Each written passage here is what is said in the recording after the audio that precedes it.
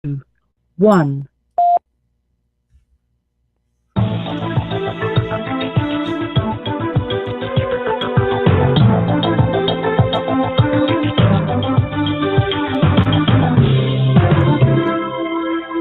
good morning and welcome to another episode of Business and Legal Week in Review. Today is May 26th, 2015. I'm here with my co-host, Bob Hughes. How you doing this morning, Bob? Very well, thank you, and I am definitely guilty of being here. So hopefully everybody out there had a nice Memorial Day. Bob and I were just talking about what we did, and it always stinks coming back to work, no matter what day of the week it is. It doesn't need to be a Monday to stink when you come back to work, but it is what it is. We are going to dump the longer intro, and I'd like to hear from everybody out there to see if you like the dumped longer intro. We'll go with the short intro for the next few weeks and see if that appeals to everybody. I kind of like it a little bit. It's to the point. It is to the point. Speaking of to the point, did you see the stories over the weekend? Everybody pointing the finger at Josh Duggar of 19 Kids and Counting. Did you see that whole story? I picked it up this morning when I entered reality again. That's right. You had invited everyone over last week to your house because you weren't going to be there. I wonder, anyone take you up on that offer? Up. Nobody showed up. No. I forgot to put a map out, so a lot of people roaming around Michigan looking for me. I wouldn't do it again. I mean, you made an offer. Nobody wanted to come. What are you going to do? Everybody's missed their opportunity. So, I mean, this Josh Duggar thing, I don't know if you've ever seen that show, 19 Kids and Counting, but it's a show about the Duggar family. It's been on, I think, for almost 11 years. And it hasn't been on that long. Yeah. Wow. Yeah, 11 years, and they gained notoriety because they were a predominantly Christian family who happened to have a ton of kids, 19 of them, in fact, and they all have names that begin with the letter J. And so they became a very popular sort of reality show icon, especially on TLC. And the show really preached Christian values and beliefs. And there was a lot of talk on each episode about kids as they got older, not dating and traditional courting and not hugging the way that you and I would hug, but they do side hugs and all this stuff about Christian values and how to live a good life. And, there were some annoyances to the show, but overall, I think it kind of had like a Little House on the Prairie positive message. And then last week, Thursday into Friday, there's this announcement that Josh Duggar, who is the eldest son of Jim Bob, I love his name. I try not to laugh. He was accused when he was 14 of molesting a number of kids, including his own sisters. And it was sort of swept under the rug a little bit. They dealt with it privately, and then eventually they brought this out to the police. And allegedly, from what I hear, Jim Bob, the father, had some sort of connection or friendship or acquaintance with this police officer, and nothing was actually done. And since no charges were filed, the statute of limitations has run, and therefore Josh does not have any criminal worries. But he has had to resign from his job in Washington, D.C. And I can't remember the name of his operation that he was working for, but it was some right-wing Christian organization. And they espoused a lot of anti-gay views, which is strange, I think, look, I happen to be a Christian, and I don't think that it's necessarily appropriate at any time to judge anyone. That's not the way I read the Bible, but they were very outspoken against homosexuality. And now people are calling for an end to the show. The show's already been sort of suspended, but they're calling for an end to the show because here you are teaching these Christian values, and you have this secret, and they're calling him at 14 a child molester, and want the show to be thrown off the air. So, what's interesting to me, and I want to get your opinion on it. At 14 years old, right now he's in his 20s and he's married, and he's going back and he's saying, I apologize, I did something that was wrong. But people are calling him a child molester. At 14, do you think somebody can have that designation of a child molester? That is probably one of the better questions that ever gets asked, because by law you cannot have a consenting minor. And I think that you have to fall back on, and unfortunately it's purely opinion, is what the age range is involved. Because if you're technically, if you have a 14-year-old and a 14-year-old, that's molestation. Is that correct? Yeah, that is. And so by law. And so now you start like, well, gosh, I mean, we're probably all guilty at some point, and I say all using the blanket 80-20 rule.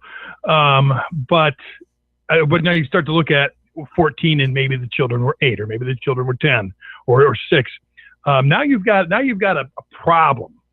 And that's that blanket child molestation label can be incorrect, and that's but the law is the law, and so I guess it's a tough question to answer. We're all guilty if that's the blanket definition. We're all guilty. It's what's interesting is that, if, like you said, if you're 14 and 14, you could be accused of statutory rape, even if both parties were consenting. But people don't necessarily frown upon that. Well, I mean, they do. I'm not saying it's right, but it doesn't have that same negative connotation as child molester. I mean, that's like really bad. But still in all, at least in New Jersey, if you are convicted of rape, even if you are a minor with another minor of the same age, I mean, you could theoretically still be listed on Megan's list. And so, it's a bad thing. But Sure. I have been trying to figure out in my own head, because what I don't think what he did was right at all. But what I've been trying to figure out is, at 14, is it a mistake or is it child molestation? If you have a 14-year-old kid who gets drunk and takes his parents' car and drives through the front of a store, is that a mistake? Is that something you say, oh, he was young? How does that factor into this? Because when I think of child molester, I think of an adult with a child. And even though you've got somebody who's obviously older, because especially if it's one of his sisters, he was older than all of his sisters, at least by a year. Oh. Yeah. So I just wonder, are the media, are the people that are so anti-Duggar jumping on the child molestation bandwagon simply because it sounds so bad? Sure. It's easy. It is easy. And then the other thing that troubles me is the fact that, here you have this group of Christians, and I think that they were so right wing on so many issues, and just, it was kind of like their own religious sect. Certainly not what mainstream, in my opinion, mainstream Christianity is about. I mean, you've got the Pope in the Catholic Church saying that he's not going to judge whether or not somebody is committing a sin, by the fact that they're homosexual. And I think that that's ushering in a new era of acceptance by the Catholic Church, which is something new.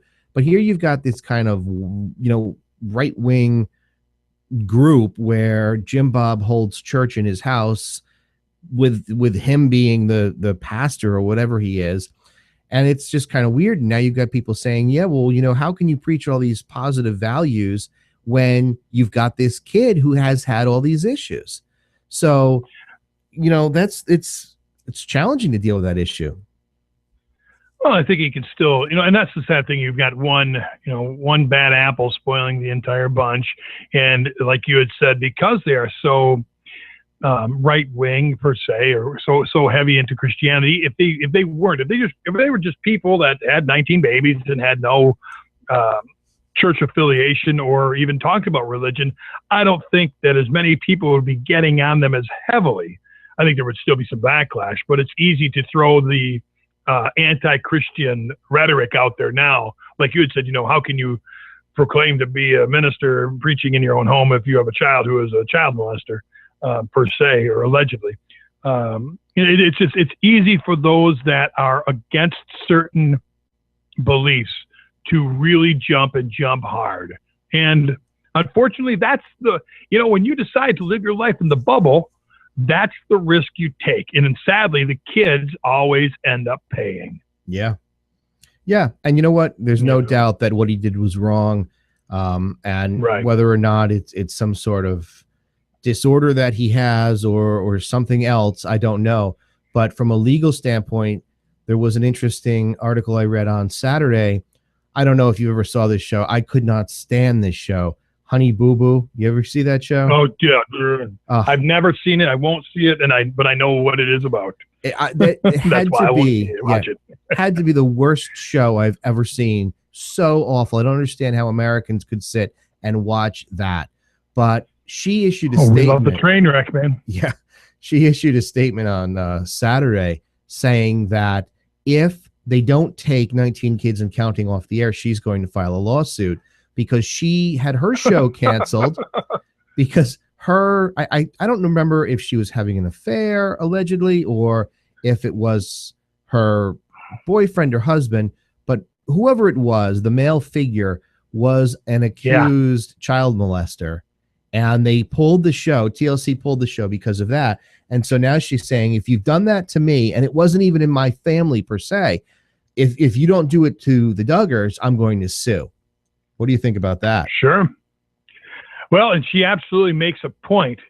However, at what point, you can make a point about that all day long, but entertainment gets the right, and I say the right because of how they operate, the right to discriminate. They always do. Because you look at we can hire whoever we want, and we can discriminate against whoever we want because it doesn't matter. We're trying to build a brand. We're trying to do this. So that's a great question. Look at Hooters. Hooters says we're not a restaurant. We're entertainment. And the fact that we hire buxom young ladies that we like to look at, that's because that's our brand. That's our identity. That's our entertainment. Yep. And so we can do whatever we want when it comes to that. So it would be interesting to see it come out because I'm absolutely 100% in agreement with her. Yeah. Which I can't believe I just said. Because she has a valid point. You did it to me. You need to do it to everybody. Yeah. But I would love to see that go to town. You know what would be interesting, because I think that the Duggars have the highest ratings on TLC. So when you're dealing with entertainment, like you said, I mean, there's so many other factors that go into play. Ratings and popularity and the building the brand. TLC was built around reality television, or a perception thereof. Yeah. So that'll be fun to watch and unfold. That's for sure. You will see what happens there with the Duggars, but it's certainly an interesting and disturbing story all at the same time. Yes, and something definitely at the top of the headlines, and so keep an eye on it. Do we have sponsorships going today? We'll get to the sponsorships. Well, we might as well do it now. Why not? Today's show is up to you. Your show. We're going to do it right now because I forgot. Today's show is sponsored. Important stuff. That's right. By Audible. Audible is the largest provider of audiobooks on the internet, and everyone who listens to UTL Radio is entitled to one free audio download from Audible. All you have to do is go to www.audibletrial.com/UTL Radio, and you're entitled to a free audiobook. There's no strings attached, so it's free. You might as well go for it. They've got this vast library of hundreds of thousands of books. I find it very helpful because I can't always find the time to sit and read a book, but I certainly can listen to a book while I'm in the shower, while I'm in the car, while I'm out doing yard work, which I did this weekend. So take advantage of that. It's audibletrial.com/UTL Radio. All right. Thank you, Bob. There you go. For the record, by the way, Josh Duggar was the executive director, I say was, of FRC, the Family Research Council. Oh, that's what it was, yeah. Or lobbying group, yeah. So there you go. Not anymore. Not anymore. Back to the headlines. Police still need warrants, come to find out, even if the landlord's involved in the search. CourthouseNews.com in Trenton, New Jersey. Down the street from Peter, a New Jersey man on drug and weapons offenses, including possession of armor-piercing bullets, secured a state Supreme Court reversal Tuesday over a warrantless apartment search. The charges stem from the 2009 search of a two-family home in Ashbury Park after the landlord entered his tenant's apartment when no one was home. Evangeline James had known her landlord was coming with a plumber that day because she had called him the night before to report a leak. She didn't answer the phone when the landlord called, however, so he let himself and the plumber in as he had done before. Now, the landlord called police when he found a small bag of marijuana and a small box in an open drawer of the nightstand that he suspected was crack cocaine. Now, when a narcotics officer spoke with James outside the apartment about the drugs that had been found, James signed a consent to search form. Investigators ultimately found a handgun loaded with armor-piercing hollow-point bullets in a black camera bag, plus sandwich bags, measuring cups, and baking soda, all used to cut and package cocaine. Now, after police arrested James and they were leading her away, Ricky Wright, the boyfriend who stayed at the apartment 3 or 4 nights a week, arrived at the apartment. He was arrested as well and eventually pleaded guilty to the entire indictment when the Monmouth County trial court denied his motion to suppress the evidence. Excuse me. Wright got a 15-year sentence, and prosecutors dismissed all the charges against James. A New Jersey appellate court later affirmed that the search was legal because the officer who arrived at the apartment first merely verified the landlord's lawful observations. The state Supreme Court unanimously reversed that on May 19th, however, finding that the search violated both the Fourth Amendment and the New Jersey Constitution. They said that a landlord, like any other guest, may tell the police about contraband he or she has observed. Chief Justice Stewart wrote for the court, and the police in turn can use that information to apply for a search warrant. But that course of events does not create an exception to the warrant requirement. That's the point they're making. Since the drugs and firearm discovered in James's apartment were in the bedroom at the back of the apartment, the plain view doctrine cannot help police who were not in a common area to see the items entering. The court refused to apply precedent involving searches of motels or hotel rooms by managers that led to police searches. Residents do not forfeit an expectation of privacy as to the police. Similar difference between a hotel room and an apartment, Rabner wrote. An invitation to a plumber, a dinner guest, or a landlord does not open the door to one's home to a warrantless search by a police officer. Wright is not in the clear yet, however, because the High Court looked into only applying the third-party intervention doctrine to the warrantless search of a home. It says, we therefore remand the case back to the trial court to evaluate whether the initial unlawful search tainted the later consensual search. What they see at the first part, taint the consent to search form. The ACLU, which had filed amicus briefs in support of suppressing the evidence against Wright, of course, lauded the court's decision. This is an interesting way this played out, Peter, because you've got, and you'll need to go through the plain view doctrine and what the consent was, and then what the warrant, how that plays in everything, because there's 3 different points on this, Peter. Right. It is interesting because it does show that people are still entitled to rights under the Constitution, both the state and federal law, even when you would think that, hey, listen, you know that there's something bad in there. Why shouldn't the police go in and just, seize it? Because the landlord told them, isn't that enough? I mean, isn't that reasonable suspicion? And shouldn't they be permitted to just go in? And so people that are thinking along the lines of, well, this is a criminal and he needs to be dealt with. So really, the police shouldn't have had to apply for a warrant, because perhaps that would have given that Ricky Wright or Ricky Wrong or whatever his name was, an opportunity to hide the contraband. And that does happen. But what I think is the more important issue is that in the interest of justice, everybody in the United States is entitled to the same level of protection. And so while here you have a situation with somebody who, yes, there's contraband, yes, there's illegal weapons and drugs, you wouldn't want a police officer going into your house and searching without a warrant simply because you live next to a neighbor who is disgruntled because you park in front of their house and they call the police and they say, I saw, Susie with, marijuana plants in her house. You want to have the police have to obtain a search warrant for that.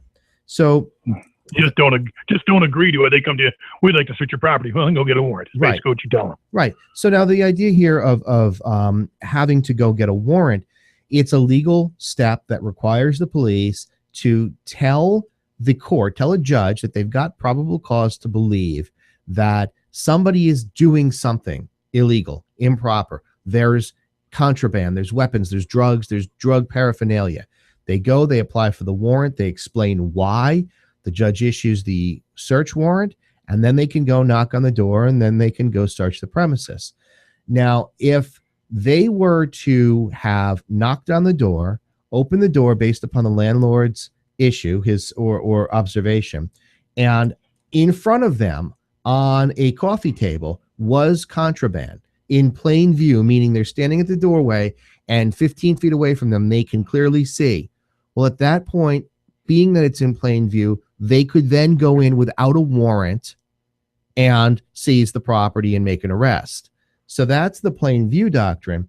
But otherwise, you need to obtain a warrant. And I think that, you know, the reason that civil liberties groups and the Civil Liberty Union here, the ACLU, gets involved is because, while some of them believe that they're too left, you know, too far leftist, and I agree to some extent, but they also are trying to protect the rights of every citizen. And so I certainly would not want to see that warrant requirement change or lessened, because I think everybody is entitled to be innocent until proven guilty. So to clarify, like you gave a really good example, but I want to clarify what would happen. Cops show up at your door, you open the door, behind you on a coffee table is a pile of cocaine. They see the pile of cocaine now in plain view, so they can go in and seize that. And but in order to search do what? I'm sorry? And arrest you. And arrest you. Right. But to search the rest of the premises, they have to obtain a warrant. Is that correct? That's correct, yeah. Okay. Unless if there's someone in the back room screaming that they're being held hostage, there's a different situation. Right. Right. So there you go. Then I think that's, you know, people don't, I would think if it was ever a point where I'm in that much trouble, my first call is to my lawyer or someone that may want to be my lawyer. Yeah. No, definitely. Never a bad idea. No, especially, you know, with criminal stuff. I mean, that's why I've always stayed away from criminal law in my practice, because, you know, it's a seedy side of life, and it's just something that, you know, it's kind of, I don't know, it's kind of dark and depressing in a way to have to deal with people involved in situations like that. And you're dealing with life and death. And, you know, just as an aside, as a lawyer, you never know with a criminal client whether or not they're really telling you the truth. And Sure. It's very challenging, because you wouldn't want to see an innocent man go to jail, nor would you want to see a guilty man set free. So for me, it's always been a moral thing. That's why I've never gone into that area. Sure. Yeah. And defending someone, you know, probably did it, but you defend them with vigor and Yeah. and what's the word I'm looking for? Without bias. Yep. Oh, Martha Stewart, speaking of vigor, her magazine being sued for $7.7 million. CourthouseNews.com telling us that the printer of Martha Stewart Living magazine claims the media company owes it $7.7 million for forcing it to offer a price discount not in its contract, that just makes me wonder in the first place. R.R. Donnelly and Sons sued Martha Stewart Living Omnimedia on Tuesday in Cook County Court. Donnelly claims it entered into a contract with Martha Stewart Living for printing and production of two of her magazines in 2006, Martha Stewart Living and Martha Stewart Weddings. The contract guaranteed Donnelly $28.6 million in manufacturing revenue through the terms of the agreement, i.e. June 30th, 2017, according to the brief complaint. But Donnelly claims that last year, Martha Stewart Living entered into a new advertising and circulation contract with Meredith Corp., which is not a party to the lawsuit, and told Donnelly that Meredith would not honor the pricing terms of the printing contract. So in a nutshell, Martha Stewart divisions put a person between her and her printer. Consequently, Donnelly had been forced to provide Meredith with a pricing discount, not only on the MSLO magazines, but on additional publications that Donnelly is printing for Meredith in order to mitigate its damages and retain its work printing the MSLO magazines, which is Martha Stewart Living Omnimedia. The complaint states the discount will cost Donnelly $5.6 million on the Martha Stewart magazines through June 2017 and $2.1 million on non-Martha Stewart magazines through 2022, the printer says. The MSLO has breached the agreement by refusing to compensate or agree to compensate Donnelly for the lost profits. They claim it seeks $7.7 million for breach of contract.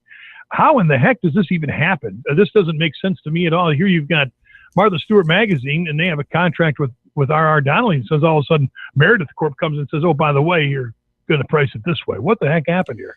A lot of things could have happened here, and this happens so frequently, and I'll explain why I think this happened in a second. But the idea here is that when you're dealing with business and business like Martha Stewart size business, what's right doesn't always come into play. What does come into play is revenue and how much money are we going to be saving. So here, clearly, based upon the facts of this article, it shows that there was a contract, right? In order to have a contract, you need to have offer, acceptance. There needs to be a meeting of the minds, and you need to have this meeting of the minds. Means essentially that you understand that I made an offer, I accepted it. We understand the same terms. We understand what we were going to do.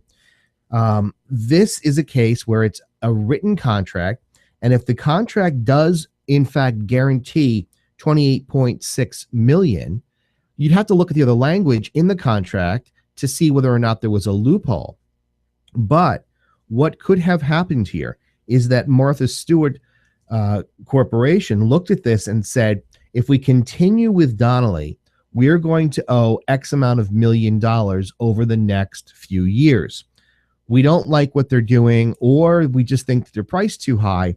So what we're going to do is bring in this other group, and they're going to start running things. Ultimately, they'll take over. And if the lawsuit seeks $7.7 million, that means that they got paid the majority, $20 million that they received. Sure. So you're looking at $7.7 million, but maybe Martha Stewart's company saves more than $7.7 million by breaching the contract. So if the demand is 7.7 and they think that maybe they can settle for 7.7 or below, maybe 5 million, maybe they're going to save significantly more money by breaching that contract. So they did it almost on purpose, because if I have to continue to pay you out, I'm going to pay you 7.7. But if I bring this new company in, I'm going to save money. And so if I have to pay you 5 million to go away, fine, because I'm still saving money. So that could be an issue. That could be why it was done that way. But so there's no there's no fallout from them making that decision. The only thing that they could possibly get out of this is compensatory damages. Yeah, really, there's nothing other than money at stake here.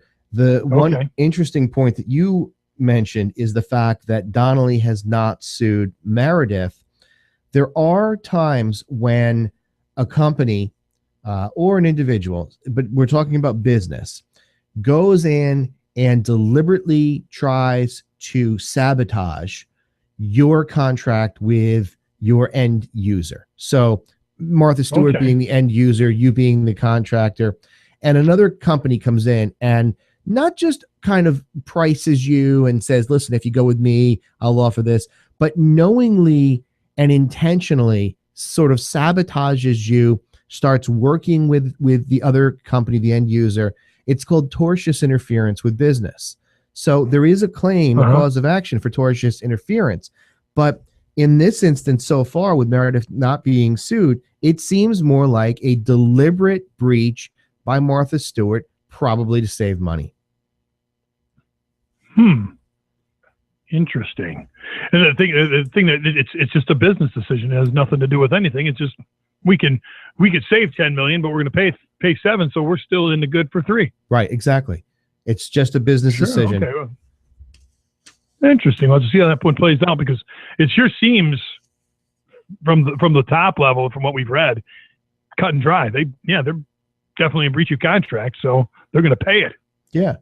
Now, of course, you have to look at the contract and you've got to decide, is there a loophole? Is there something here that says, that they can get out if, for example, Donnelly failed to provide X amount of issues, or if Donnelly was delayed, or if Donnelly's costs increased, or, there's all these different factors that could come into a contract, which is why when anybody comes and says, listen, I need to know whether or not there's a breach of contract claim, the attorney who they're going to always needs to say to that person, I need to see the contract first.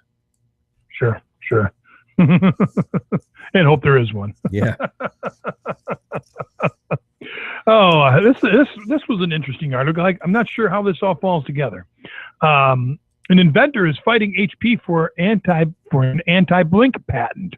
San Francisco CourthouseNews.com talking about Hewlett-Packard falsely claims ownership for a patent of an invention that eliminates blink-related closed eyes. A former employee claims in court. David Johnston had worked for HP for 21 years when he filed an invention disclosure for the technology about 8 years ago. Johnson says he filed several invention disclosures during his 2 decades with the company, not all of which related to plaintiff's area of work or even defendant's areas of business, but with which plaintiff was required to disclose pursuant to his employment agreement. He has to tell them what he's inventing. He says he filed the disclosure for his blink invention about 6 months before he left HP, which was in May of 2005. The technology, this is kind of freaky, uses composite images to correct for blinking by replacing closed eyes with open eyes from a separate image of the same person. I mean, you've got the facial recognition technology. This is basically that on steroids. Johnson's attorney, Amy Anderson, told Courthouse News in an email. Johnson filed a patent for the invention in 2006 and was granted one in 2010. Shortly thereafter, he says in the federal complaint, he tried to offer the patent for sale to the public through a broker, but HP contacted the broker and claimed it owned the patent, so the broker put the sale on hold. Johnson petitioned the Patent and Trademark Office in 2011 for sole reassignment of the patent, and it was granted to him, specifically correcting an unauthorized assignment of the patent to HP, according to the complaint. HP, though, continues to assert ownership of the patent and refuses to acknowledge Johnson's right to it, though it can show no attempt to use, sell, or continue to develop the technology that is the subject matter of the patent, Johnson says in the lawsuit. His attorney, Anderson, added, HP has no rights to the patent since the invention was conceived on Mr. Johnson's own time without any HP resources and does not remotely relate to any of the work Mr. Johnson did for HP. Mr. Johnson has gone to lengths to avoid litigation and simply have HP provide written acknowledgement of Mr. Johnson's rights so that title may be cleared in the eyes of the auction house and they can actually sell it to any potential buyers. But HP continues to claim ownership despite the fact that, to our knowledge, HP has not used the technology and has no intention of doing so. HP cannot be reached for a comment. Johnson seeks declaratory and injunctive relief, punitive damages for intentional interference with contractual relations, and negligent and intentional interference with prospective economic relations. First of all, that technology is just creepy. It is creepy because now you have a picture of somebody who never blinks. Right? Your kids sleep with their eyes open. It's the same kind of thing. But are there a lot of agreements that people enter into when you work for a company similar to HP where you can develop something and you have to let them know, and then you end up in a situation where they could steal it? You know, yes and no, because most often what happens, this is a unique story if you believe what he is saying, that he developed it on his own. Because if he developed it on his own, then he probably does have rights to it. But most often when you're employed by somebody and you're doing work and you're creating something, whether you're an engineer or an architect or a computer tech or whatever, a developer, designer, and you come up with something in the course of your employment, even remotely related to a project that you were working on, the company generally owns that technology or that invention. And oftentimes, especially in the tech industry, you'll see contracts when you are going to either come on board as a contract employee, or if you're just going to be an at-will employee, you still have a job offer letter or terms and conditions of employment, or it's in the handbook or something, and it lays out whose rights are protected. Obviously, it's the company's. Who has the right to creations or inventions or developments? The company. And oftentimes that language is very broad. So unless you are at home in your garage doing something that has nothing connected to your work, I think that any company that realizes you've created something is going to challenge you and say that it's theirs. And more often than not, it is theirs, because an employee will get this idea with something that they're working on at their company, go home and make it better, Sure. and then try to market that or sell that. And that's when these lawsuits happen. But if you believe Johnson that this has nothing to do with HP Tech, then maybe he's right. And it's also interesting that the court originally overturned it and said, that he was entitled to it. So that is interesting. Sure. But I think this is uncharacteristic of most of these claims. And it almost seems that HP just ignored the court's findings. Yeah, I think that HP is so large that money's really not an issue, and they must see value in this patent, which is interesting. And I don't understand how it would come into play, because I wouldn't want to look at somebody who doesn't blink, right? That's just freaky. But it's all those family photos retakes you have to worry about when Johnny blinked, and yeah, now we have to take it again. Everybody get back, But the nice thing is you can always check on your screen now. So if I can get my youngest kid to smile properly in a picture, if he could invent that technology, now we're somewhere. Yeah, the perfect smile technology. Yeah. Is there a way to protect yourself in a situation like this? I think that you have to, I would suggest that if you are going to start developing something that has nothing to do with your company, I would suggest that you speak with a lawyer sooner rather than later. I have this idea. I'd like to file for a patent or a provisional patent. How would I do this? What do I need to do to protect myself as I move forward? I'm working for this company, but what I'm developing doesn't have any impact with the company. And I would try, because look, if this technology takes off for whatever reason, it could be millions and millions of dollars that this guy could be entitled to. Millions and millions of dollars that HP might collect. You just don't know. Sure. So it's always better off to try to get somebody to help you right off the bat. And I would, in this situation, I would want to look for a patent lawyer. No, I wouldn't fool around with a lawyer that's not a patent lawyer. Well, what about those invent help people? Are they just kind of the ambulance chasers of the patent law world? They're interesting because I don't know anything about it. I've seen them, and I knew somebody that was trying to design something that was interesting, and he went to them, and there was a lot of confusion on his part because I think that he was afraid that they were going to steal his idea, steal his invention. And I looked at some of the documents with him, and I couldn't say without some level of doubt that they might not be able to. So he ultimately didn't go with them. But I don't know. There are a lot of services out there where they'll help you get through the patent process. And that's, valuable because a patent lawyer is not cheap. But I would always try to do it the right way, especially if you think that there's some significant money-making ability in your invention. Because, you go the cheap route, and then what happens when your invention takes off and now you're, in litigation for 2 years? Yeah, it starts. you loses its effectiveness, the invention. Yeah, at that point, definitely. All of a sudden, the no blink photography is gone because people just evolved to the point where they don't blink. Excuse me. So there are ways to protect yourself, and that's the most important thing: is get someone involved that can help you. Yeah, from the beginning. We talked about. Go ahead. I'm sorry. From the beginning, right from the beginning, get somebody involved. Exactly. We talked about this next story a little bit, if I remember correctly. Hatton Garden, London. Mm-hmm. 8 men charged in connection with last month's so-called Hatton Garden heist in London's jewelry district are due to appear in court Thursday, according to London's Metropolitan Police. The suspects, aged 48 to 76, were charged with conspiracy to burgle. It's an interesting word.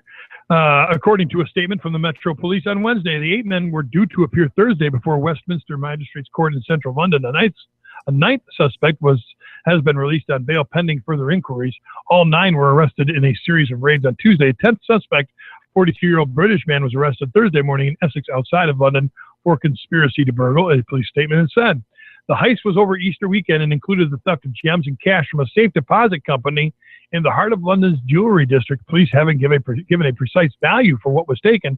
Numerous British news organizations put the value of the loss in the hundreds of thousands of pounds, but a former police official in London has speculated it could run to £200 million or $310 million, an estimate widely reported by the news media. These are guys, they basically carried this out in front of CCTV cameras, closed circuit, which apparently no one was watching. Yeah, been reports of power cuts in the area of days before. No evidence has been produced with any connection to that. An alarm on Good Friday believed to have alerted police, but it was judged to require no further response. Drilling could be heard across the street in the small hours of Good Friday, according to neighbors, but the raid remained undetected until office staff returned to their desks on the Tuesday after Easter. One trader told the Sunday Times the thieves may have struck previously in an identical raid on the same street. So this is all from the prior article. But yeah, I mean, if this is $310 million, this is one of those Ocean's 11 stories. Yeah, you have to be in pretty good shape at 76 to burgle. I'd like to see what that guy looked like. When I think of burgle, yeah, no pictures were posted yet. all I can think of is the Hamburglar. Remember the Hamburglar? Absolutely, yes. Is he making a comeback or no? Yeah, I saw a commercial over the weekend, and they said "rubble, rubble," and I thought, "Oh, it's the Hamburglar." Did you see that? Coming back. I did not. You were off the grid. I forgot. I was off. I was very much off the grid this weekend, hiding in the woods. You know what's an interesting thought that I had with respect to this story? Years ago, when I first started working as a lawyer, I was working with companies that insured jewelry dealers. And you would be surprised in New York City how many times one guy, because I don't know, I mean, look, this was also 10 years ago or so, but they used to carry the jewelry down the street a few blocks because they were only going to another area on the same block. And somebody would burgle them. They would rob them. They'd hold them up and they'd steal the jewels. And we were doing a lot of insurance fraud defense because what we were finding, is that, you know, somebody would call up and they'd be like, you know, hey, I'm Jimmy, I'm going down the street at 2:00 with, you know, $10,000 worth of jewelry. Why don't you smack me over the head with a bat? And then Jimmy would come do that, take the jewels, and then later on that night they'd be like, oh wow, this is great. So that was going on a lot. So hopefully, which I'm sure all of these large jewelry dealers and stores, they all have significant insurance, even for a loss this large. So I'm not too worried about them. No. It'll be interesting to see if they can actually nail someone on this thing. I would like to see the 76-year-old. If you find a picture of the 76-year-old burglar, I would like to see that. I'll work on getting that for you. Well, speaking of around 76 years old, Bill Cosby sued for defamation by Janice Dickinson. I wouldn't expect anyone else to sue him. In November, supermodel Janice Dickinson, yeah, you've seen her on, that was the VH1 show. They all had to live in the same house together. I can't remember now. And Vanilla Ice was on it, but she's a train wreck. Said in an interview that Bill Cosby sexually assaulted her in 1982 after the two had dinner in Lake Tahoe, Nevada. Cosby's attorney, Martin Singer, immediately called Dickinson's story a lie, quote unquote, and said it contradicted her own autobiography and a 2002 interview she did with the New York Observer. Now Dickinson is suing Cosby for defamation, saying the comedian hurt her professionally and personally in denying her rape accusation and calling her a liar. I want justice done, she said. I want my lawyer to depose Bill Cosby, get him on the stand and in front of a jury and let the law decide. And maybe I can continue working. Bloom also weighed in. Her lawyer, Lisa Bloom, calling Dickinson a liar is a defamatory statement under the law. And that's the mistake Bill Cosby made. We'll talk about that in a second. That's according to Bloom. It was too late for her to sue for rape or for drugging, but once he, through his representatives, called her a liar, she had a fresh claim for defamation, and that's the lawsuit that we filed today. Bloom said they asked Cosby to retract his claim that she lied, but he refused to. She said Cosby's team has 30 days to respond to their lawsuit, and they plan to seek his deposition as early as possible. Cosby's lawyers could not be reached Wednesday for response. Dickinson's lawsuit filed Wednesday in L.A. County Superior Court seeks unspecified damages. Basically, she has to make him say that does he have to prove that he didn't drug and rape her, or does she have to prove that he did? Well, it's her burden of proof. So he's okay. So he's now, he's got this statement. I mean, I would say, as a defense, first of all, that my opinion is you're a liar and that this is a lie.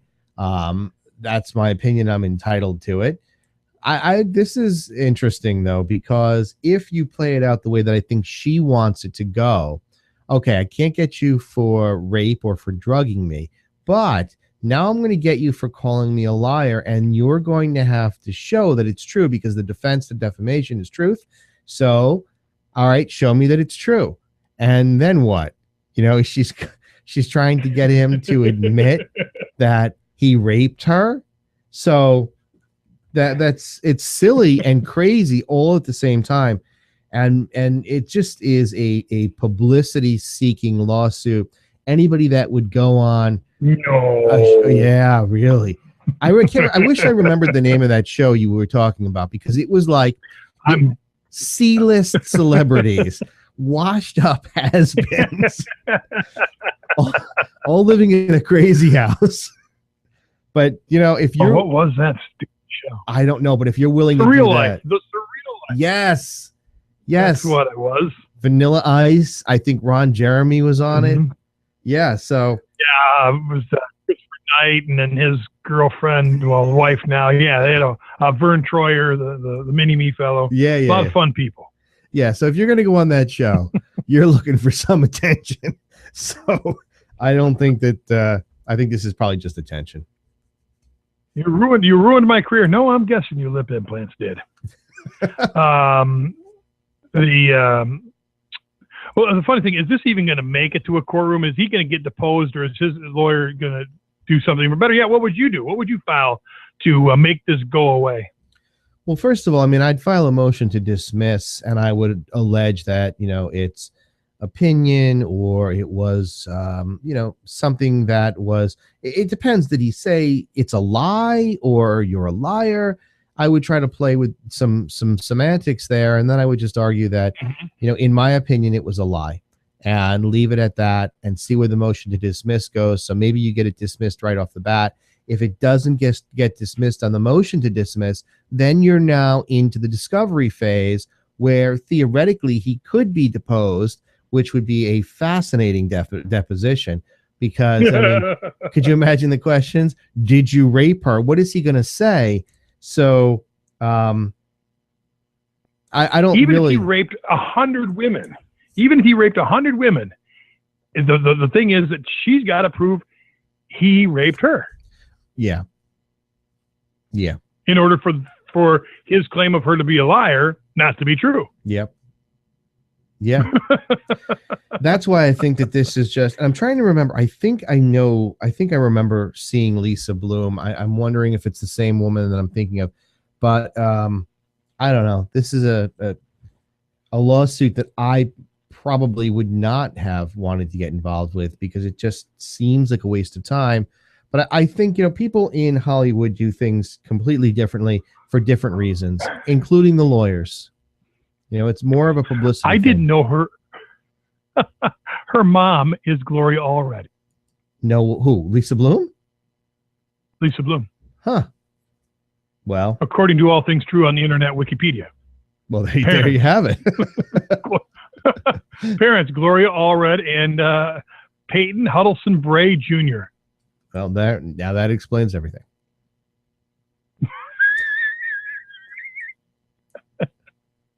Wow. Interesting. That is a good fact, yes. Oh, well, we'll see where that ends up, which trash can. Something more interesting, or at least from a standard of what people end up they're forced to do unwittingly sometimes. Florida's Valencia College sued over forced vaginal exams. Two college students say they were forced to submit to transvaginal probes as part of their classroom training to learn how to perform the medical procedure. The details are outlined in a federal lawsuit filed Thursday in Orlando against Valencia College and 3 instructors. It alleges that medical diagnostic students at the college were forced to submit to the examination of their sexual organs under threat of having their grades reduced or of being blacklisted by future employers. The 3 defendants named in the lawsuit, Maureen Bugnacki, Linda Shaheen, and Barbara Ball.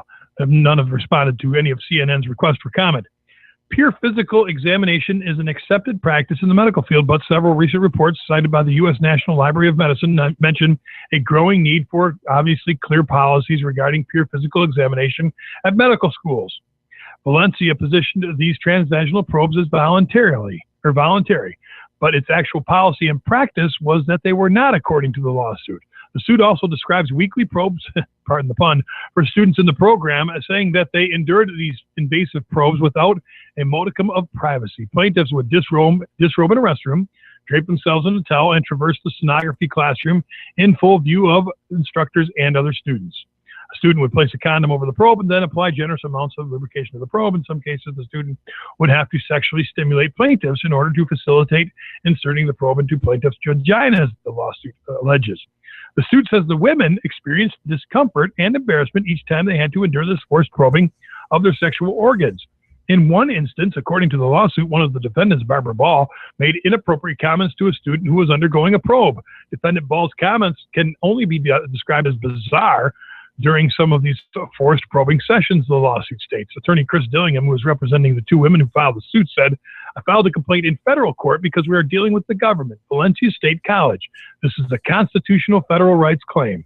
The vaginal probes and my client's right to refuse them without retribution, which is violate their First and Fourth Amendment rights." Excuse me. Dillingham said his clients have endured significant suffering because of the forced probes. Although it was stated in orientation it was voluntary, it became increasingly clear it was not. This is a very expensive program. These are young women. I'm not a doctor, but they have suffered significant psychological damage, Dillingham said. Now, Carol Traynor, the PR representative for Valencia College, said the school has not been served with the lawsuit, so it would not be able to comment. However, with regard to Valencia's Diagnostic Medical Sonography Associate Degree program, the college issued the following statement. The use of volunteers, including fellow students, for medical sonography training is a nationally accepted practice. Valencia College's sonography program has upheld the highest standards with respect to ultrasound scanning for educational purposes, including voluntary participation and professional supervision by faculty in a controlled laboratory setting. Nonetheless, we continue to review this practice and others to ensure that they are effective and appropriate for the learning environment. There's our backdoor out. This is... what do they got to prove here? I mean, this is going to be something where, is this in writing in the course synopsis where they, hey, you're going to have to pony up some organs here. We can take a look at you so you can learn what you're doing. Or this has been kind of like on those, hey, if you don't participate, I can't see where I can give you an A. You know, it's kind of weird. If you take what they're saying, it seems really invasive and unethical and inappropriate. But I think it all depends on how this plays out. If they're telling the truth and this was a group of instructors who thought this was, just great fun, and they were going to indulge their sexual issues while at work, this is the best way to do it, then obviously the students are right. But if this is a nationally accepted practice and they did everything at Valencia in accordance with that nationally accepted practice, and there's nowhere in anything that says you will get a bad grade if you don't do this, then I think it becomes more challenging for the women. And I think that you'd have to rely on some of the testimony from the other people in the classroom. Because if you started deposing other people in the classroom and saying, was it your understanding that if you didn't submit to this examination that you'd receive a poor grade? If enough people in that class say, no, I've never heard that before, or no, that wasn't said to us, no, that wasn't implied, then I think these women have a losing claim. So this is one of the cases I think that Valencia is going to want to defend if they do their own investigation and realize that they haven't hired perverts. Then they want to defend it. and let that testimony come out in deposition. Have male students of the sonography program been summarily graded poorly? I don't know. Because I guarantee they're not going to submit to a vaginal exam. Men will not do that. As much as they may want to. Men will not. But are they going to have to go back maybe and pull studies from, hey, let's look at the last 5 years and say, what is there a pattern? Can they establish a pattern and get by with this? Well, they could. I mean, but I don't think that there is a lot, because if there was, it probably would have been referenced in this lawsuit that this is an ongoing, pervasive problem that the school has dealt with for years and years. I think that more likely this is, who knows? You just don't know. It could be a group of women. I'm not saying that this didn't happen to them, but there's always that possibility of somebody saying, look, this isn't right. I don't like this. Let's make some money. I don't know. But I think really everybody else in that classroom, they're the ones that are going to have the truth, because you're going to have the instructors with their truths and the girls with their truths, and then everybody else there who witnessed it. That's, I think, going to be the most telling set of facts. Interesting. I say it's something that it's going to be, I assume, hard to prove. Yeah, I mean, they're gonna have to. Something was said in front of everybody. They're gonna have to launch a probe and start investigating, and not that kind of again. probe. Pardon the pun. Yes. No, not at all. So we'll have to keep at least one eye on that. A man claiming he was targeted for extortion in Miami. CourthouseNews.com letting us know that a Venezuelan businessman claims in a lawsuit that he was extorted for $5 million by a shareholder of the Doral newspaper and Doral TV. This is interesting because of the media's involvement. In a complaint filed in the Miami federal court on May 13th, plaintiff Gianfranco Arandon claims that he conducts international transactions and exports products manufactured in the United States to Venezuela. Over the last few years, South Florida has become the epicenter for trade and commerce between the two countries, Rondon says.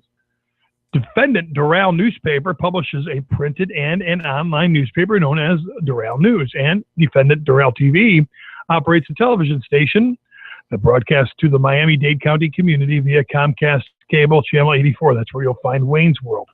Both Doral News and Doral TV are widely popular among the Venezuelan community in South Florida and in Venezuela, the complaint says. Rondon claims that after defendant Gianfranco Napolitano, another wealthy Venezuelan businessman, acquired a large number of shares from Doral newspaper and Doral TV, he commenced a scheme using the newspaper, the TV station, and their employees, specifically defendants Patricia Palacio and Jonathan Leon, to extort him. Rondon says that Napolitano published a series of false and defamatory stories to negatively affect his business in order to force him to pay $5 million.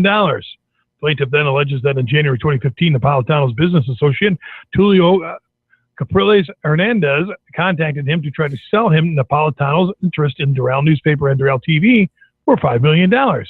However, due to plaintiff's refusal to pay such a high amount of money, defendants Palacio and Leon made public slanderous stories about him.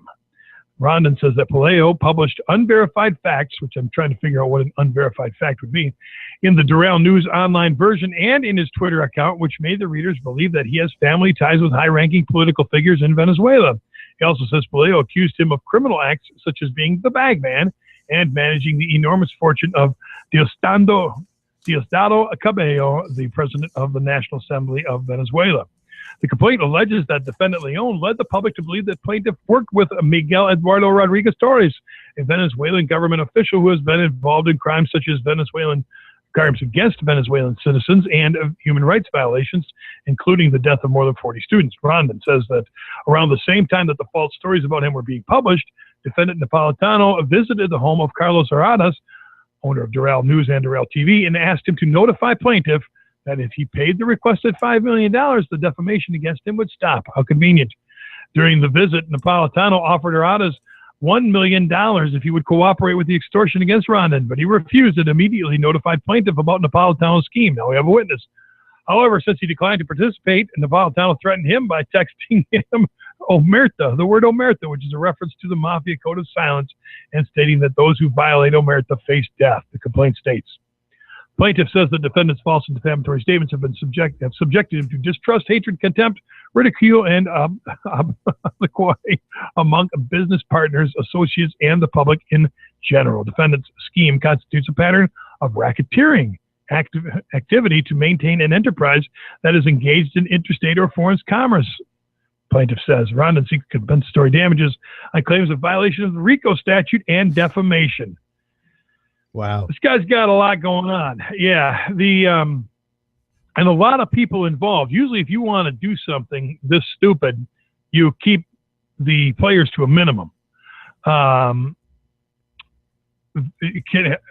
Because he involved, obviously with the RICO statute, because it's across state lines or outside of the country, and it becomes organized.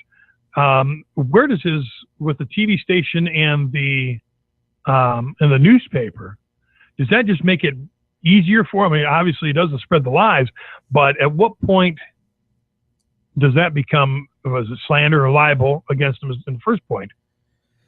Yeah, I think he has a good point for defamation, but my analysis of this is that when somebody texts me the word ometra, I'm not doing anything, because I'd be you got the mafia. Well, you're in New Jersey. You ought to think about it. Yes, that's right. So I would just keep my mouth shut and just say, okay. I mean, look, it clearly looks like it is extortion, and extortion along these lines can be something that is actionable under the RICO Act. But this is, you're dealing with Venezuela. This is not an easy case at all. And this is something that, comes politics and political agendas come into play here whenever you're dealing with a lawsuit like this. And this is why I often say, law isn't always about justice. You might think that this is how it should be, but there are so many other factors that come into play. And this, to me, is not going to be one that's decided just based upon the law and fact. I think facts will be twisted and testimony will be contorted. There'll be fabrications, and then you never know what's really true or not. So this one's a hard one. This one's not one that I'd want to be involved in at all. The interesting part of it is using the media to do it. Yeah, absolutely. There's, and that makes me think of, you've got CBS recently aired an apology. Was it Lara Logan, who I absolutely worship, and her story on, what was it? It was Benghazi. So you've got these, and you've got Brian Williams, and you have Bill O'Reilly, which I don't put Bill O'Reilly and Brian Williams in the same category. One's a reporter and one's an opinionist. But what you have is, these guys, I'm going to say skirt the truth, but, how much of what they put out there can be labeled as maybe slanderous, and what protects them? And how does that relate to these guys? What did they put out there that may or may not have been true, and how do they protect themselves against that? And you come back and say, oh, yeah, we messed up. Is that all you need? I think it depends on who you are. I really do. I think that, and the extent and the pervasiveness of what you're doing. I think that in this case, I think that they're going to say, well, look, the defamation isn't really the issue. It's the extortion that's the issue. And sure, you're making these statements. I don't even care whether they're true or false. It's the extortion.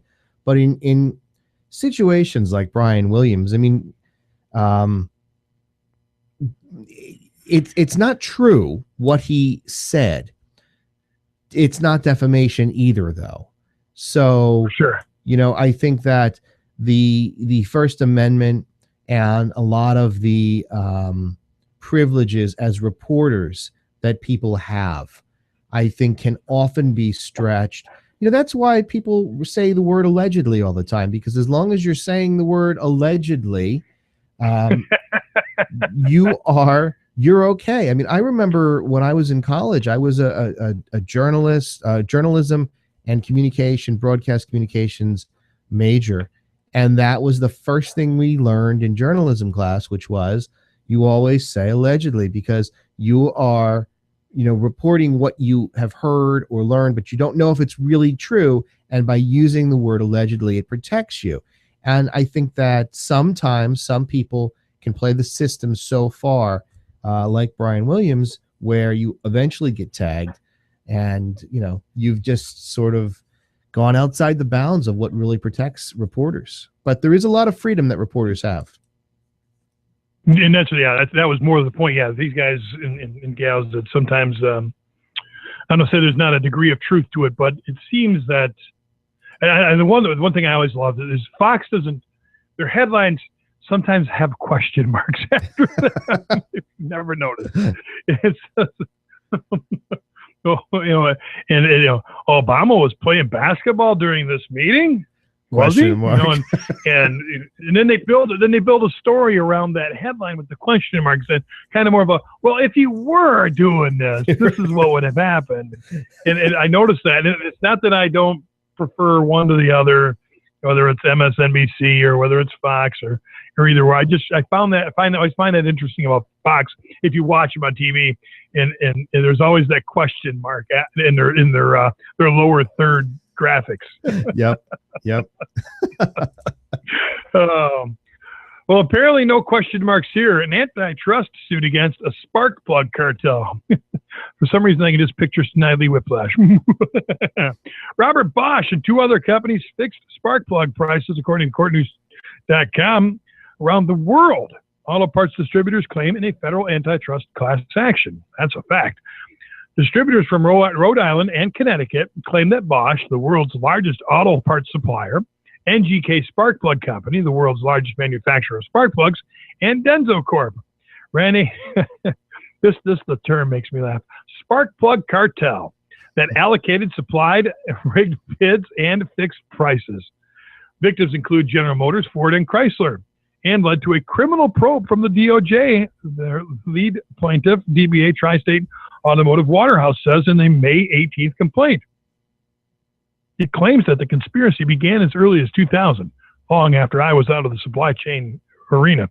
After, so far, 34 companies and 29 executives have pleaded guilty or agreed to plead guilty and agreed to pay a total of $2.5 billion in criminal fines, according to the complaint. So we've got some traction. Citing a Department of Justice statement, the plaintiffs call it the largest criminal investigation the Justice Department has ever pursued, both in terms of scope and potential volume of commerce affected by the alleged, there's that word, illegal conduct. Bosch is based in Germany, the other defendants in Japan. Bosch has agreed to pay $57.8 million in criminal fines, and they did that on March 31st. NGK entered its plea in October of last year.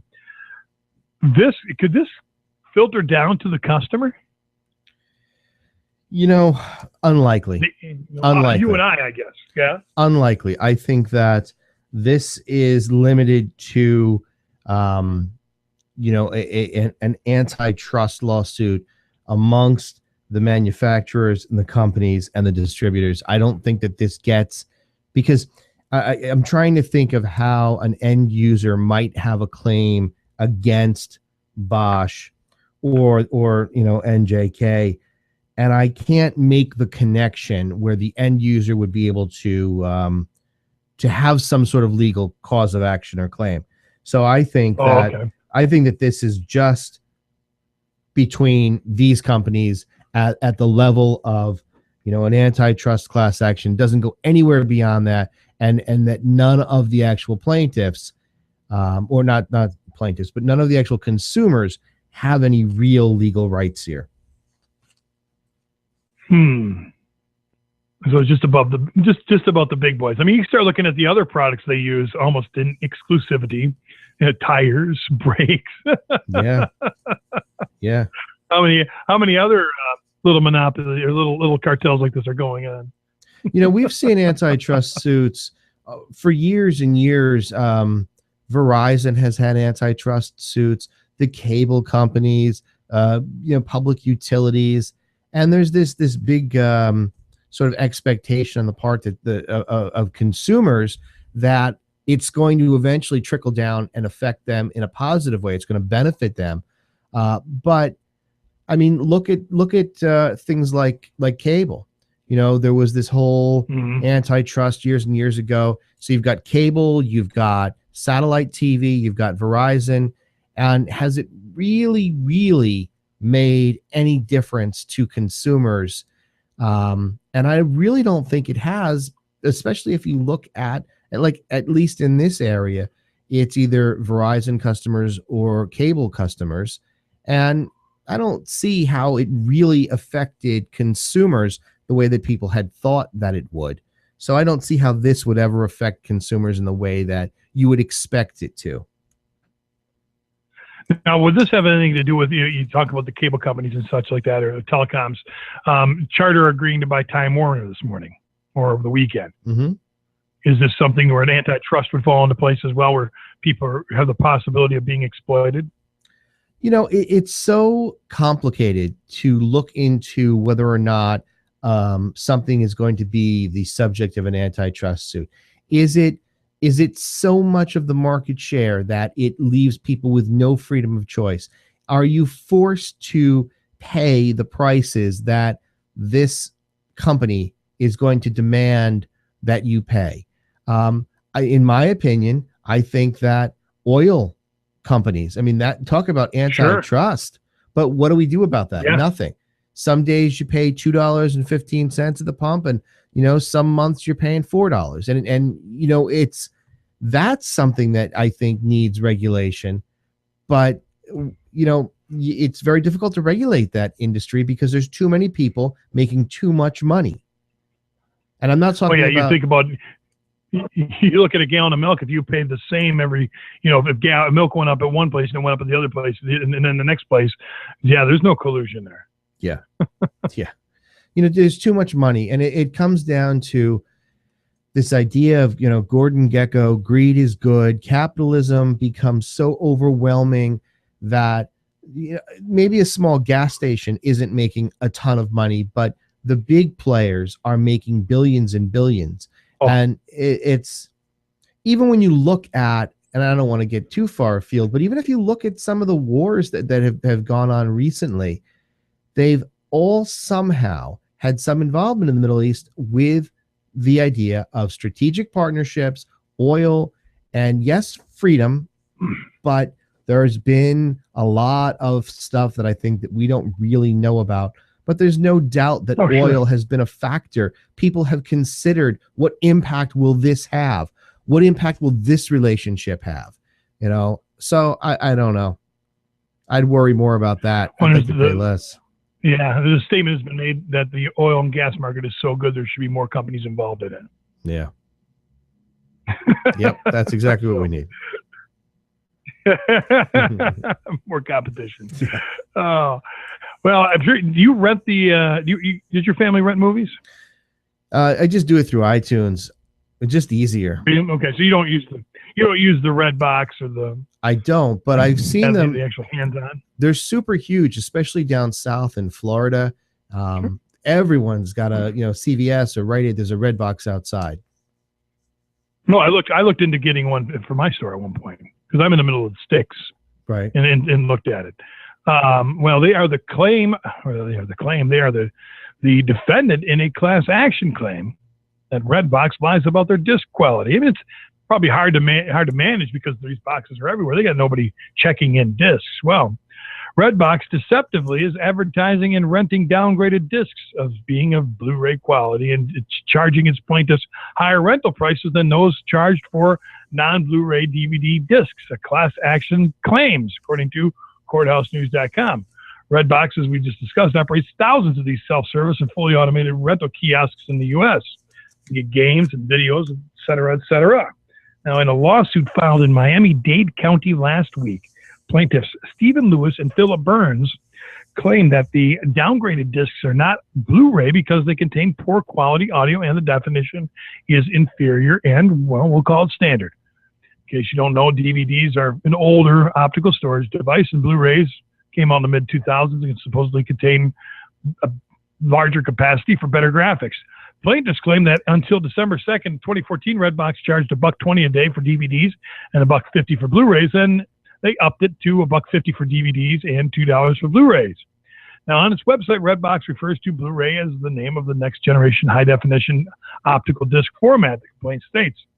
Outer Wall Incorporated, which is Redbox's parent company, states on a recent 10Q filed with the SEC that Blu-ray offers consumers a better viewing experience due to the superior picture and sound quality compared to other home video rental formats. Due to Blu-ray reviews and advertising from Redbox and other companies, as well as the higher price charged, customers expect the Blu-ray discs that they rent from Redbox to be, well, of high definition and higher audiovisual quality. However, plaintiffs allege that many of the discs Redbox rents out as Blu-ray quality and at the higher Blu-ray prices are not Blu-ray quality, according to the complaint.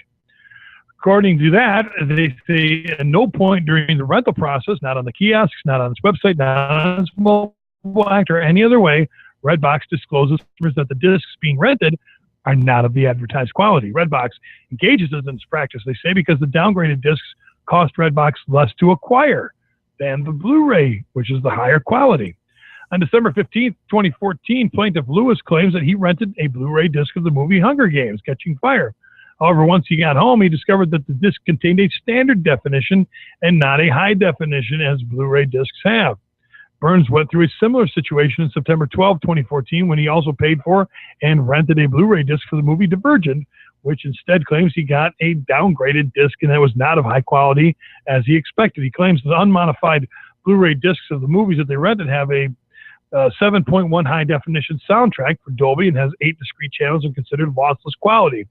On the other hand, they claim the downgraded discs, they only have 5.1, which, you get your 5 speakers in your sub. They're considered lossy qualities, or they don't have as high quality.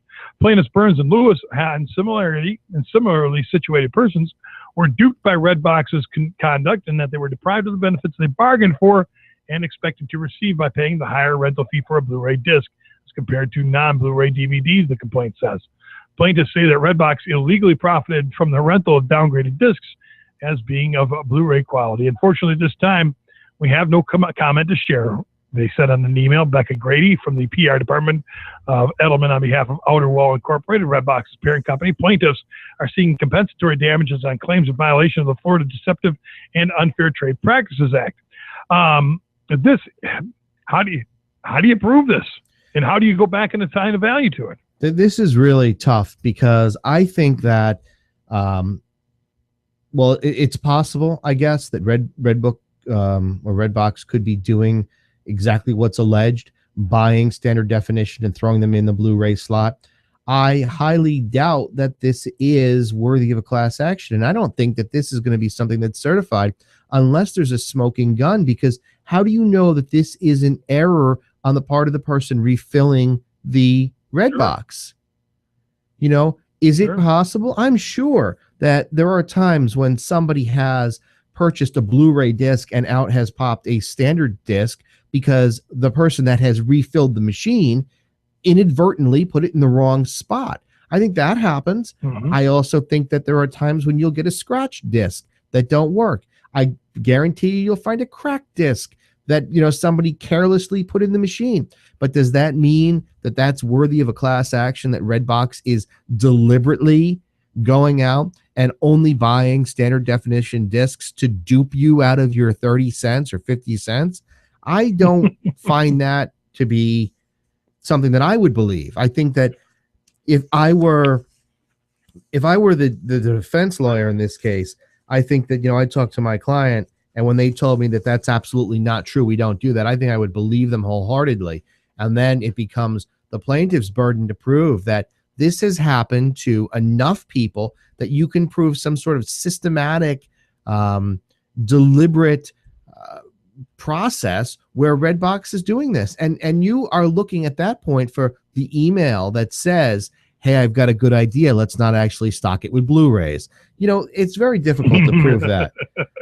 I don't know that this gets certified. It's going to be difficult to actually be able to prove that. You could have 100,000 people that had this happen to them, but how do you know for sure? Yeah, I think that this is a tough, tough case. And I think that, my first thought is, how do you know that it wasn't operator error, somebody who was refilling the Redbox, put the wrong disc in the wrong slot? All Redbox has to do is, I think, show how many Blu-rays they have and what their process is. I don't think this goes anywhere. I think the bigger lesson is the old adage is they always screw you at the drive-thru. Yes, Leo gets.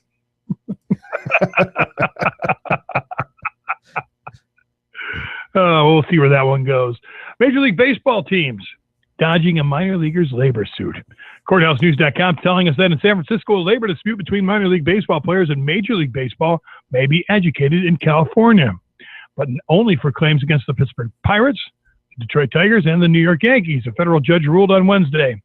In a punitive class action, lead plaintiff Aaron Seen, who played for the Miami Marlins organization from 2010 to 13, claims Major League Baseball underpays its amateur players, which you signed the contract to play for that much money, didn't you? Yeah. And you're not underpaid. He originally sued 3 Major League clubs, Major League Baseball and its commissioner, Bud Selig, in 2014, eventually adding all 30 Major League teams as defendants. 10 of those teams moved to dismiss the action, claiming they weren't subject to the jurisdiction in California. Teams that sought dismissal were the Braves, the Red Sox, the White Sox, the Tigers, the Yankees, the Phillies, Pirates from Tampa Bay, Rays, and Nationals and the Orioles. The teams argued that intermittent travel communications and various other activities in California were not sufficient to establish personal jurisdiction there. But the minor league players argued that the Major League has deep roots in California and derives substantial income from the state, I'm assuming through recruiting. The players also argue that the highly interdependent nature of the Major League supports general jurisdiction, especially because the case involves a universal scheme enacted by all defendants to suppress or to depress salaries. In the court's 105-page ruling issued Wednesday, District Judge Joseph Sparrow said that the Supreme Court's recent guidance on the theory of general jurisdiction has made clear that the concept of home in the context of general jurisdiction should be understood narrowly.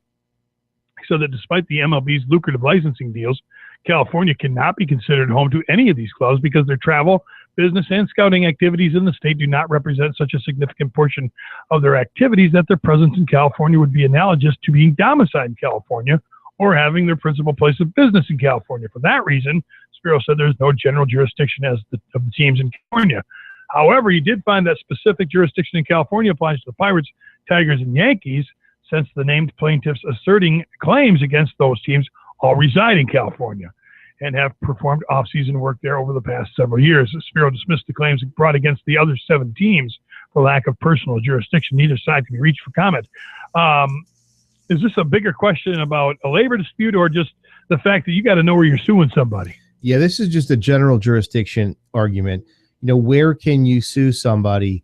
And if you're going to sue somebody, that, especially a company, you can't just sue them anywhere you want. There needs to be some nexus between, they call it the forum state, where you're going to bring suit. So you have to have some substantial connection to the forum state in order for that state to have any sort of in personam personal jurisdiction over you.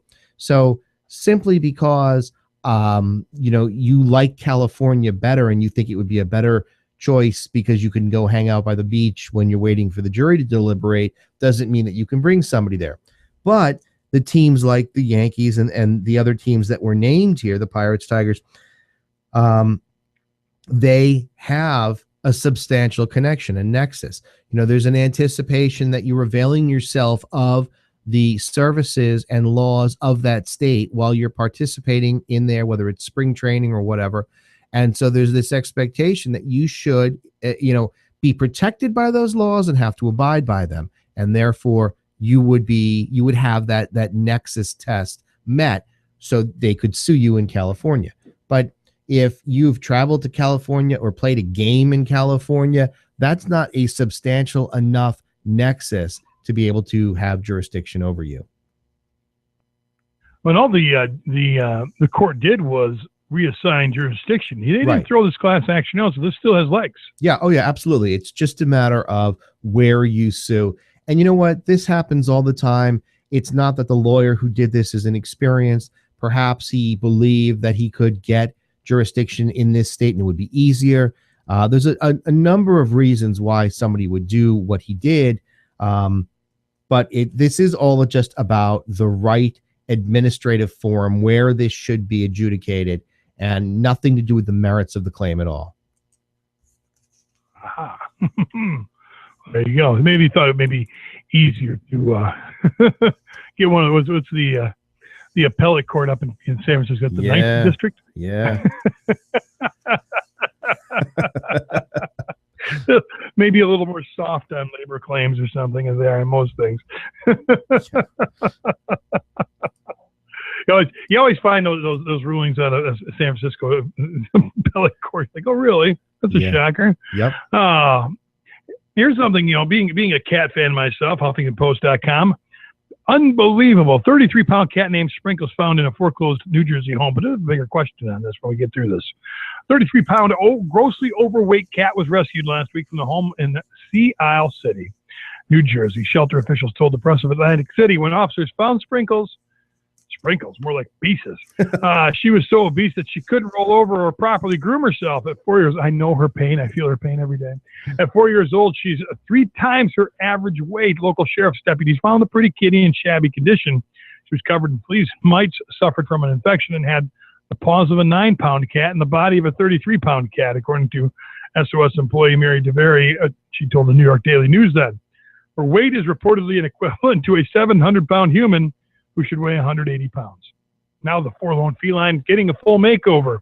She'll reportedly undergo a strict diet of 4 cans of food per day. 4 cans? How about 4 spoonfuls? And shelter workers hope she'll lose a pound a month. I need that kind of... I could do that until she reaches her target weight of about 10 pounds, Press of Atlantic City reports. She'll also need a tummy tuck so her excess skin doesn't drag on the floor. Sprinkles was a little standoffish at first, barely moved, but now seems to be adapting well to her new home. DeVary says she's walking around and is friendly to everyone, but because of her girth is unable to climb stairs. Her size also prohibited her from properly grooming herself, and Sprinkles entered with infections and a flea infestation, so it wasn't immediately clear why she was left in the house.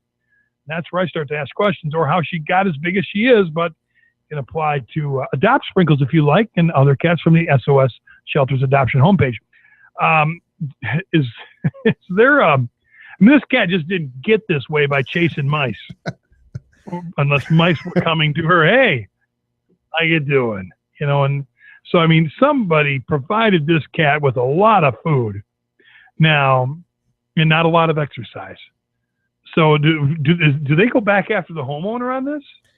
Or can they not prove that it's theirs? I don't think they can prove it's theirs. I think this might solve the age-end debate over whether or not people who gain weight, it's because they eat too much or because it's genetic. So I'm going to look at Sprinkles and I'm going to say it's genetic, and I'm going to feel better about myself. Thank you, Sprinkles. Or trace their bloodline down. That's right.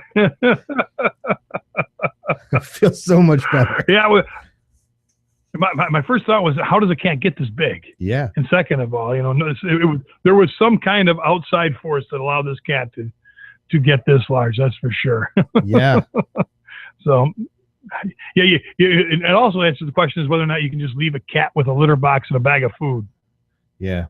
Well, that, clearly that would be something that would be, I think, against the law. I think that's probably cruel to treat an animal like that. But, look, Sprinkles is looking for a new home. And if you have a flatbed truck and you'd like to adopt Sprinkles, I'm sure she'd be happy to eat you out of house and home as well. Just get a crane. Front end loader to put her in a house. Yeah. Who was it?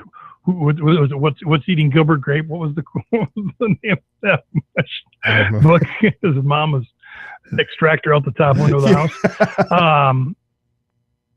Yeah, so kind of a feel-good story. Kind of until they get to the pending litigation, I'm sure. A mom meets a daughter who she thought had died 49 years ago. Standing outside of her Alabama home Thursday afternoon, USAtoday.com telling a 76-year-old Zella Jackson Price rattled off the names of her 6 adult children. Sharon, Theon, then Diane, then Harvey, Lisa, and the baby boy Chuck, she says. In an unusual reunion, Jackson Price was about to meet one of her children, Melanie Diane Gilmore, for the first time 49 years after she says a nurse told her the premature child died hours after giving birth. According to Jackson Price, in 1965 at Homer G. Phillips Hospital, Jackson Price gave birth to baby Diane. Shortly after, a nurse delivered the worst news possible. She came up to me 3 hours later and said, "Your baby has passed." 49-year-old Melanie Diane Gilmore of Oregon, very much alive, arrived in Lambert St. Louis International Airport Thursday afternoon, excited about the reunion of a lifetime. She would soon meet her mother. First, she was greeted and hugged by her brother, Harvey Price Jr., Gilmore's son, and twin daughters began searching for their grandmother last year and connected with the help of Facebook, believe it or not. Of course, it does some good. Eventually, a DNA test confirmed the grandchildren's detective work. Back in Olivet, Price Jackson was anxiously awaiting her grandchild meeting for the first time. Now, once St. Louis's only hospital for African Americans, Homer G. Phillips Hospital closed in 1979 and became senior living apartments in 2003. The question is, was the former hospital the scene of a kidnapping nearly 50 years ago? When the story aired a second time Friday afternoon, a woman called KSDK Television's newsroom saying her parents had a similar story. Baby girl born at Homer G. Phillips Hospital in 1953. The woman said a nurse told the parents the girl died. KSDK is looking into that story. The Price family said eventually it will hire an attorney to investigate what happened 49 years ago. As soon as we get over, Jackson Price saying, as soon as we get over all the excitement of being together and everything, I will seek a lawyer. So she'll be busy spoiling her daughter and grandchildren, a mystery that may never be solved. They have to just wait a little bit. So, ta-da, yeah. I suppose you look back on the way things used to be, probably not difficultly overlooked. It was easy to overlook at the time. Yeah. Considering the conditions of the world and the country, that it would not be uncommon for someone to do this. If what actually happened this was a kidnapping scheme. Maybe the nurse was being paid a couple $1,000s to kidnap newborns, and hey, it's an African-American hospital, and at that time in history, it wasn't a big deal. Yeah. Yep. Yeah, but you said it was a good story up until the lawsuit. Right to the lawsuit. God love them. Never fails. And one more story, Florida. And this is something that you got to watch out for. And this is, not this particular situation, but man, you got to ask questions as a parent. Florida dentist closing its practice amid abuse allegations. A Jacksonville dentist is under investigation by the state attorney general after several claims of abuse. He has relinquished his medical license, according to the Florida Department of Health. Said, I quit. Dr. Howard Schneider, a pediatric dentist, is accused of abusing his young patients.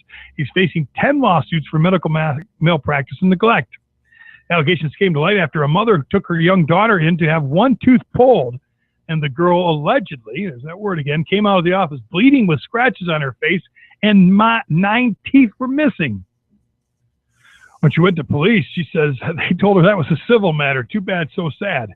She took to social media to find out if other parents were sharing the same frightening stories, and that's where Amy Brown comes into play. It's been more than 20 years since Brown took her son to see Dr. Schneider, but she says her emotions are still raw. Her son Kyle was just 3 years old at the time, according to court documents. A complaint filed in 1995 alleges that Dr. Schneider unnecessarily placed 16 crowns in the little boy's mouth after shaving his teeth down, failing to inform and get consent from his mother. In her deposition, Brown stated that she was told her son would need just 6 crowns. She says he was very uncomfortable, screaming, "You're killing me," the way he was bleeding and what suffered through it was scary. Result of the complaint she filed, said with pain, suffering, and mental anguish.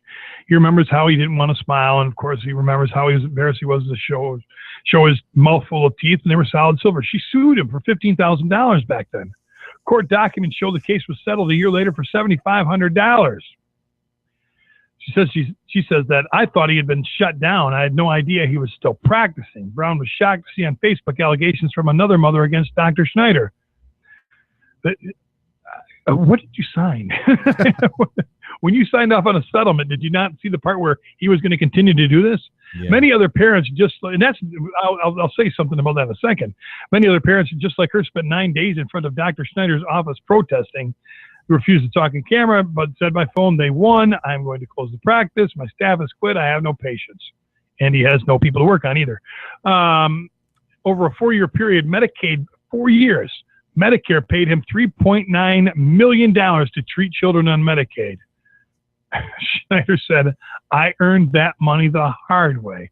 Yeah, you got to do a lot of grinding to get those teeth down for caps. Schneider's case will be discussed during a May 29th meeting of the Board of Dentistry. Allegations and protesters gathered for days outside of Schneider's office eventually sparked the criminal investigation and caused the closing of his practice. You know, you go back to this, and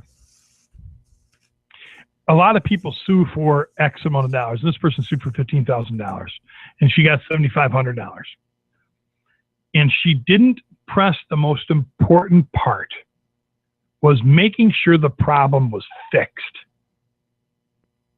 And you know, you think that I'd sue for, if you did that, I'd sue for $1 just to make sure you couldn't have your license, just to prove the point. Yeah.